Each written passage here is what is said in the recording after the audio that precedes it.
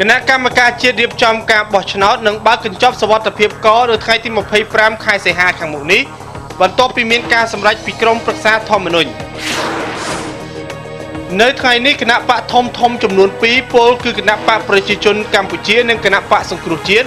បានស្វាគមន៍ចំពោះចំណាត់ការរបស់ក្រមប្រឹក្សាធម្មនុញ្ញប្រទេសអ៊ីស្រាអែលបានឲ្យដឹងថាការវាយប្រហារតាមអាកាសពីសំណាក់កងកម្លាំងរបស់ខ្លួនទៅលើទីតាំងក្រមសកម្មយុទ្ធក្នុងប្រទេសលីបង់គឺជាការឆ្លើយតបទៅនឹងការវាយប្រហារដោយគ្រាប់បែករ៉ុកែតឆ្លងកាត់ព្រំដែននោះខ្យល់ព្យុះដ្រាមីជាខ្យល់ព្យុះទី12បានបោកបក់ចូលទៅក្នុងប្រទេសចិន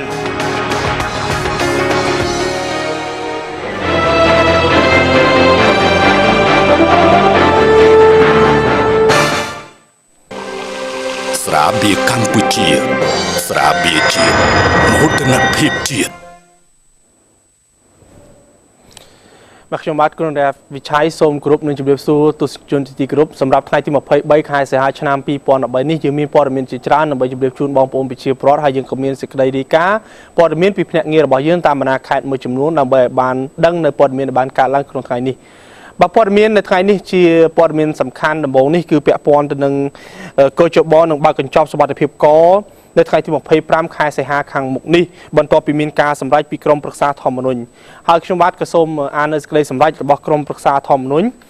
ហើយស្តីអំពីការអនុញ្ញាតឲ្យគណៈកម្មការជាតិរៀបចំការបោះឆ្នោតបើកកញ្ចប់សុវត្ថិភាពកមួយចំនួននៅមណ្ឌលខេត្តក្រចេះប្រធានក្រុមប្រឹក្សាធម្មនុញ្ញបានឃើញរដ្ឋធម្មនុញ្ញនៃប្រជាជាតិកម្ពុជាបានឃើញច្បាប់ស្តីពីការរៀបចំនិងការប្រព្រឹត្តទៅនៃក្រុមប្រឹក្សាធម្មនុញ្ញនិងច្បាប់ស្តីពីវិសោធនកម្មច្បាប់នេះបានឃើញច្បាប់ស្តីអំពីការបោះឆ្នោតជ្រើសតាំងតំណាងរាស្ត្រនិងច្បាប់ស្តីពីវិសោធនកម្មច្បាប់នេះបានឃើញបទបញ្ជាផ្ទៃក្នុងស្តីពីនីតិវិធីដែលត្រូវអនុវត្តនៅមុខក្រុមប្រឹក្សាធម្មនុញ្ញសម្រាប់ប្រការមួយអនុញ្ញាតឲ្យគណៈកម្មការជាតិរៀបចំការបោះឆ្នោតបើកកញ្ចប់សុវត្ថិភាពកមួយចំនួននៅមណ្ឌលខេត្តក្រចេះនៅការិយាល័យលេខ0259 0260 0261 0262 0263 0276 0277 0278 0345 0368 0374 0407និង0424នៅឃុំស្វាយជ្រះដើម្បីផ្ទៀងផ្ទាត់ប្រការ2បើកកញ្ចប់សុវត្ថិភាពកខាងលើត្រូវធ្វើនៅទីស្តីការគណៈកម្មការជាតិរៀបចំការបោះឆ្នោតនាថ្ងៃអាទិត្យទី25ខែសីហាឆ្នាំ2013វេលាម៉ោង8ព្រឹកប្រការ3ក្រុមប្រឹក្សាធម្មនុញ្ញនឹងចាត់តាំងតំណាងឲ្យចូលរួមស្រាវជ្រាវស៊ើបអង្កេតរាជធានីភ្នំពេញថ្ងៃទី23ខែសីហាឆ្នាំ2013បាទក្នុងនោះគឺគណៈកម្មការជាតិរៀបចំការបោះឆ្នោតនៅថ្ងៃនេះក៏បានចេញនៅសេចក្តីជូនដំណឹងដែរបន្ទាប់ពីក្រមប្រឹក្សាធម្មនុញ្ញលោកបានចេញនៅសេចក្តីជូនដំណឹងរបស់ខ្លួនក្នុងនោះសេចក្តីជូនដំណឹងរបស់គណៈកម្មការជាតិរៀបចំការបោះឆ្នោតគឺគណៈកម្មការជាតិរៀបចំការបោះឆ្នោតដែលហៅកាត់ថាកោជបសូមជូនដំណឹងដល់អ្នកសារព័ត៌មានជាតិនិងអន្តរជាតិនិងអ្នកសង្កេតការជាតិអន្តរជាតិទាំងអស់ឲ្យបានជ្រាបថាយោងតាមលិខិតលេខ 45/2013 កបថចុចសជណរបស់ក្រមប្រឹក្សាធម្មនុញ្ញចុះថ្ងៃទី23ខែសីហាឆ្នាំ2013នៅគណៈកម្មការជាតិរៀបចំការបោះឆ្នោតនឹងធ្វើការបើកកញ្ចប់សុវត្ថិភាពកមួយចំនួនដើម្បីធ្វើការផ្ទៀងផ្ទាត់នៅមណ្ឌលក្រចេះការបើកកញ្ចប់សុវត្ថិភាពកនឹងប្រព្រឹត្តទៅនៅទីស្តីការគណៈកម្មការជាតិរៀបចំការបោះឆ្នោតអគារហាសនាថ្ងៃទី25ខែសីហាឆ្នាំ2013វេលាម៉ោង 7:40 នាទីព្រឹកសេចក្តីជូនដំណឹងនេះចាត់ទុកជាការអញ្ជើញដល់អ្នកសារព័ត៌មានជាតិអន្តរជាតិនិងអ្នកសង្កេតការជាតិអន្តរជាតិទាំងអស់ចូលរួមយកព័ត៌មានសង្កេតការកំបីខានឡើយបាទនេះគឺជាប្រភពព័ត៌មានពីគណៈកម្មការជាតិរៀបចំការបោះឆ្នោតហើយនឹងក្រមប្រឹក្សាធម្មនុញ្ញដែលបានចេញទន្ទឹមគ្នានៅថ្ងៃទី23ខែសីហាឆ្នាំ2013នេះបាទនៅក្នុងថ្ងៃនេះទៀតសោតអ្វីដែលសំខាន់គឺមន្ត្រីជាន់ខ្ពស់របស់គណៈបកប្រជាជនកម្ពុជារួមនឹងមន្ត្រីនៃគណៈបកសង្គ្រោះជាតិក៏ដូចជាគេហៅថាគេហទំព័រនៃគណៈបកសង្គ្រោះជាតិក៏បានចេញសេចក្តីថ្លែងការណ៍អបអរសាទរនៅអ្វីដែលជាចំណាត់ការរបស់ក្រមប្រឹក្សាធម្មនុញ្ញហើយនៅថ្ងៃនេះអាយដាមឈៀងវុនដែលជាមន្ត្រីរបស់គណៈបកប្រជាជនកម្ពុជាអាយដាមក៏បានលើកឡើងនឹងការខិតខំប្រឹងប្រែងរបស់ក្រមប្រឹក្សាធម្មនុញ្ញហើយសូមអញ្ជើញតាមដានព័ត៌មានពាក់ព័ន្ធទៅនឹងការអបអរសាទររបស់គណៈបកប្រជាជនកម្ពុជារបស់មន្ត្រីផ្ទាល់តែម្ដងបាទសម្រាប់ថាឲ្យកោជបអាយដាមឈៀងវុនប្រធានគណៈកម្មការកិច្ចការបរទេសសហប្រតិបត្តិការអន្តរជាតិឃោសនាការនិងព័ត៌មាននៃរដ្ឋសភានិងជាមន្ត្រីជាន់ខ្ពស់គណៈបកប្រជាជនកម្ពុជាបានលើកឡើងថា ក្នុងនាមអាយដាមជាមន្ត្រីរបស់គណៈបកប្រជាជនកម្ពុជាអាយដាមស្វាគមន៍ចំពោះការសម្រេចចិត្តរបស់ក្រុមប្រឹក្សាធម្មនុញ្ញដែលត្រូវឲ្យគណៈកម្មការជាតិរៀបចំការបោះឆ្នោតបើកញ្ចប់សុវត្ថិភាពកដើម្បីធ្វើការផ្ទៀងផ្ទាត់លទ្ធផលនៃការបោះឆ្នោតកន្លងមកនោះដែលចំណុចនេះត្រូវបានអាយដាមបានចាត់ទុកថាវាគឺជាគោលដៅមួយដែលមានសារៈសំខាន់កុំឲ្យមជ្ឈដ្ឋាននានាគិតថាគណៈកម្មការជាតិរៀបចំការបោះឆ្នោតនិងក្រុមប្រឹក្សាធម្មនុញ្ញនៅក្រោមឥទ្ធិពលរបស់គណៈបកប្រជាជនកម្ពុជាការប្រកាសចុងក្រោយរបស់ក្រុមប្រឹក្សាធម្មនុញ្ញនេះគឺមានសារៈសំខាន់ណាស់គឺជាការបង្ហាញជាថ្មីម្ដងទៀតថាគណៈបកប្រជាជនមិនដែលគ្រប់គៀបសង្កត់កោជបឬក៏ក្រុមប្រឹក្សាធម្មនុញ្ញទេហើយបើយើងមើលនៅក្នុងខ្លឹមសារគឺក្រុមប្រឹក្សាធម្មនុញ្ញបានបញ្ជាក់ច្បាស់ថានឹងអាចមានការឲ្យកោជបបើកនៅគេហៅកញ្ចប់សុវត្ថិភាពដែលគណៈបកសង្គ្រោះជាតិទាមទាររហូតមកដល់ពេលនេះហើយបើសិនជាមានការបើកនេះមែនយើងសង្ឃឹមថានឹងមានការចូលរួមជាសាធារណៈដើម្បីបង្ហាញពីតម្លាភាពនៃការកាត់ក្តីរបស់ក្រុមប្រឹក្សាធម្មនុញ្ញខ្ញុំយល់ថាในការលើកឡើងរបស់ក្រុមប្រឹក្សាធម្មនុញ្ញនេះគឺក្រុមប្រឹក្សាធម្មនុញ្ញឯករាជ្យណាជាស្ថាប័នឯករាជ្យមួយហើយ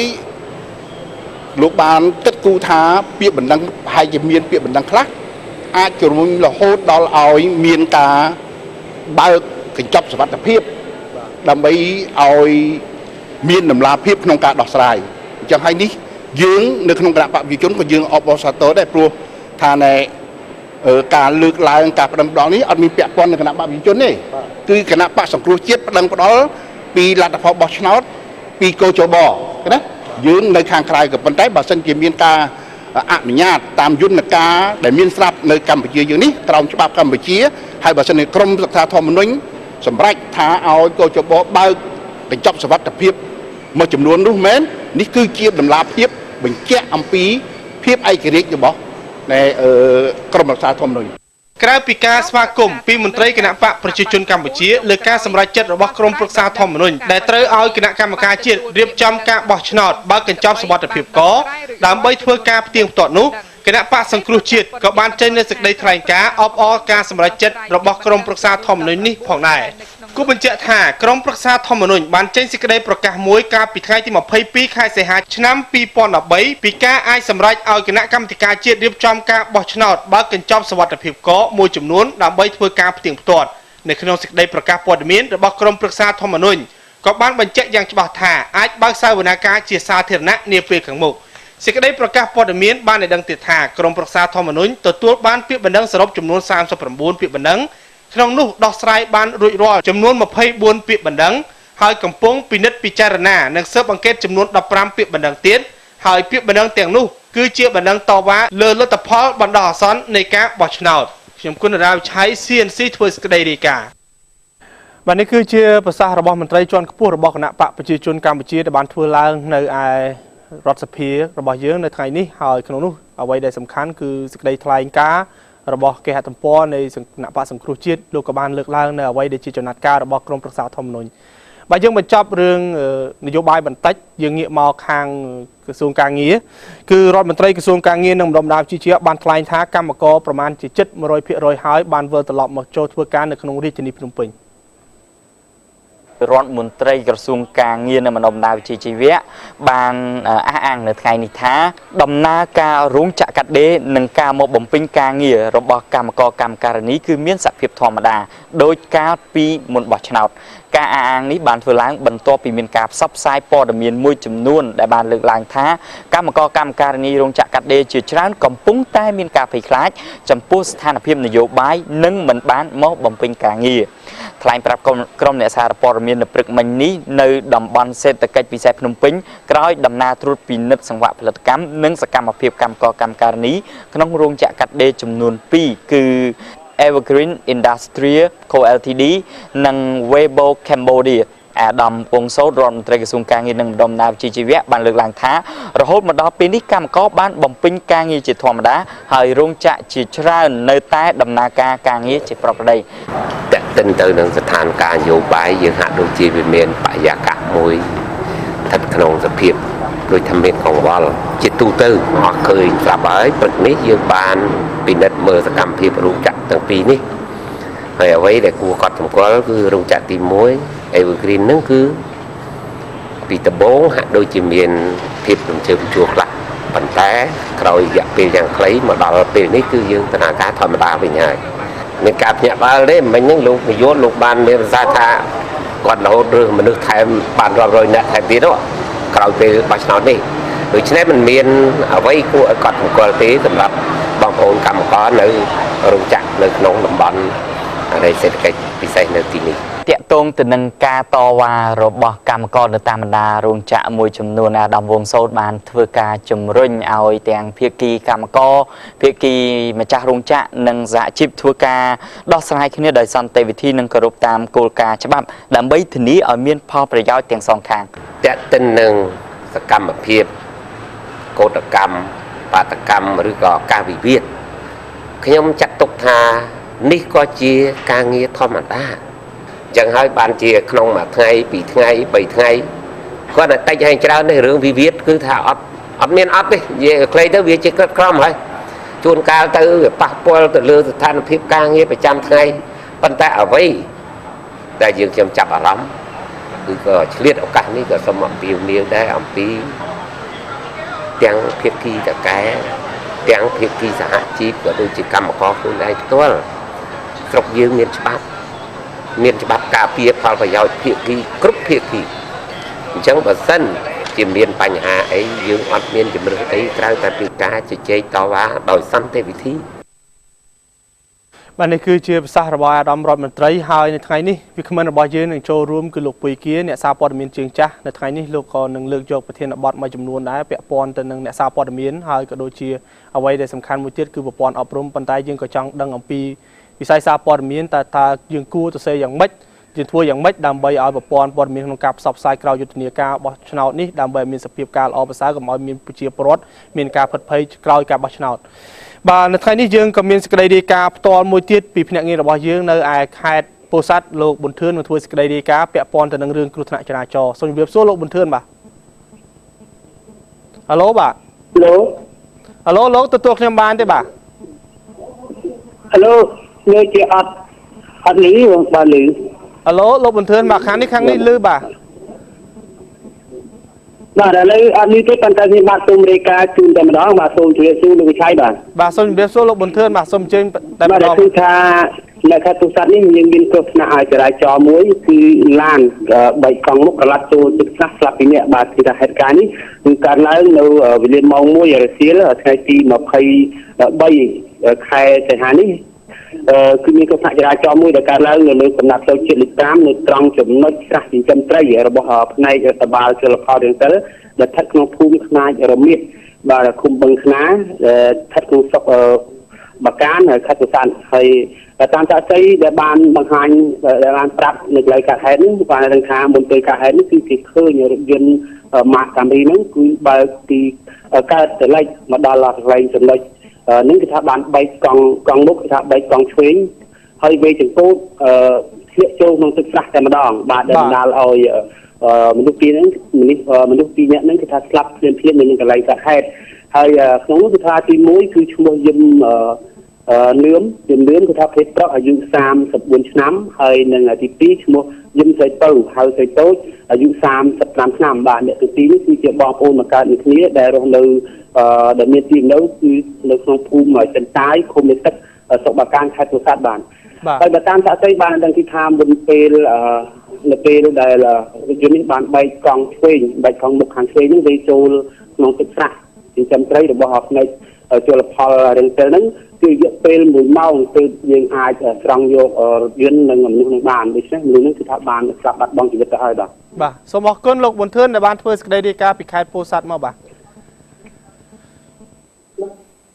ដោយសារតែយើងឃើញថាប្រព័ន្ធទូរស័ព្ទមានភាពអរវល់ខ្លះប៉ុន្តែទោះយ៉ាងណាប្រភពព័ត៌មានបងប្អូនប្រជាពលរដ្ឋលោកក៏បានជ្រាបហើយទោះយ៉ាងណាសូមឲ្យបងប្អូនប្រជាពលរដ្ឋលោកមានការប្រុងប្រយ័ត្នក្នុងការធ្វើដំណើរព្រោះការធ្វើដំណើរលឿនមិនប្រកាសថា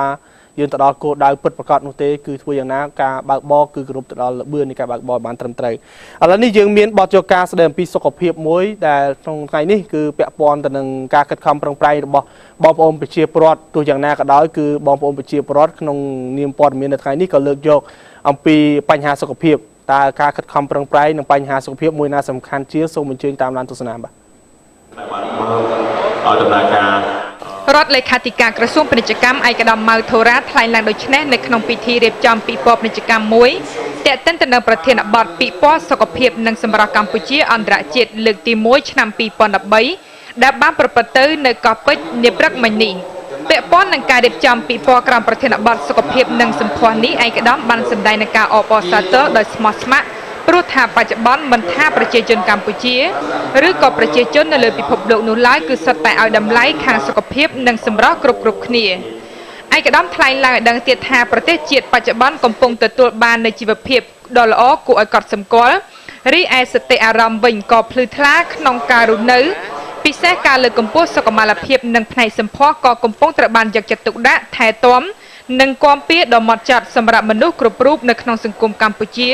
ក៏ដូចជានៅលើពិភពលោកផងដែរបាទយើងក៏មានព័ត៌មានអំពីគណៈបកប្រជាជនកម្ពុជាមួយដែរគឺមន្ត្រីរបស់គណៈបកប្រជាជនកម្ពុជាគឺបានក្រើនរំលឹកដល់មន្ត្រីនិងសមាជិករបស់ខ្លួនក្នុងមូលដ្ឋានគួរធ្វើអំពើល្អឲ្យបានច្រើនថែមទៀតជាមួយនឹងបងប្អូនប្រជាពលរដ្ឋមន្ត្រីគណៈបកប្រជាជនកម្ពុជាក្រើនរំលឹកដល់មន្ត្រីនិងសមាជិកនៅក្នុងមូលដ្ឋានត្រូវបន្តអំពើល្អជាមួយនឹងបងប្អូនប្រជាពលរដ្ឋឲ្យបានកាន់តែច្រើនឡើងថែមទៀតឯកឧត្តមតូចច័ន្ទកុសលអនុប្រធានក្រុមការងារថ្នាក់កណ្ដាលរបស់គណៈបកប្រជាជនកម្ពុជាចុះជួយស្រុកទឹកផុសបានមានប្រសាសន៍ក្រើនរំលឹកដល់មន្ត្រីក្រុមការងារគណៈបកសមាជិកនៅមូលដ្ឋានឲ្យបន្តសកម្មភាពការងារឲ្យបានខ្លាំងក្លាថែមទៀតក្នុងការរួមចំណែកអភិវឌ្ឍមូលដ្ឋានភូមិឃុំនិងការរីកចម្រើនតម្រូវឲ្យមានការជាក់ស្ដែងប្រជាពលរដ្ឋម្ចាស់ឆ្នោតព្រមទាំងរិះរកចំណុចខ្លាំងចំណុចខ្សោយដើម្បីដោះស្រាយឲ្យបាន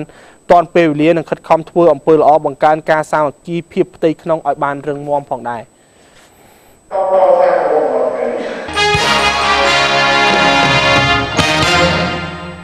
បាទកម្មវិធីរបាយការណ៍ខ្ញុំគឺជាប្រភពព័ត៌មានដែល CNC ទទួលបានពីបងប្អូនប្រជាពលរដ្ឋហើយ CNC ក៏ពិនិត្យមើលទៅលើខ្លឹមសារមុននឹងផ្សព្វផ្សាយជូនដល់បងប្អូនប្រជាពលរដ្ឋបាទព័ត៌មានរបាយការណ៍ខ្ញុំជាបឋមនេះគឺមកពីខេត្តកំពង់ឆ្នាំងពាក់ព័ន្ធទៅនឹងបទល្មើសនេសាទកំពុងកើតឡើងពីពេញបន្ទុកប៉ុន្តែសមត្ថកិច្ចមិនទាន់បានបង្ក្រាបនៅឡើយនៅលើផ្ទៃទឹកបឹងទន្លេសាបនៅក្នុងភូមិសាស្ត្រឃុំផាត់សណ្ដាយស្រុកកំពង់ស្វាយខេត្តកំពង់ធំ